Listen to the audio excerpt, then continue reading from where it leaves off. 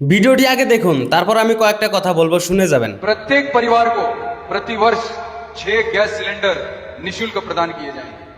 हमारी बहनों की शादी के लिए 8 ग्राम यानी 1 पवन सोना और एक उत्तम गुणवत्ता वाली रेशमी साड़ी भाई द्वारा मायके से उपहार के रूप में दिए जाएंगे।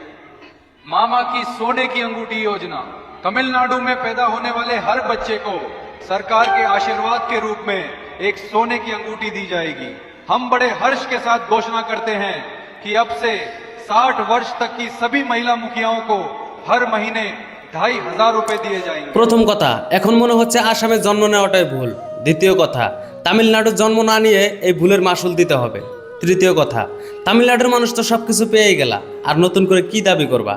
চতুর্থ কথা, তামিলনাড়ু আর আসামে একসাথে মুখ্যমন্ত্রীর শপথ গ্রহণ করলো। আসামের মানুষের সব থেকে বড় উপহার মিয়া হকলের ভাবে বুলডোজার। কেন, আমরা কি মানুষ না? এরকম হাজারো কথা আছে, বলতে পারি কিন্তু বলা যায় না। মুখে আঠা লাগানো আছে, মুখ খুললেই দাঁতগুলো ভেঙে পড়ে যাবে।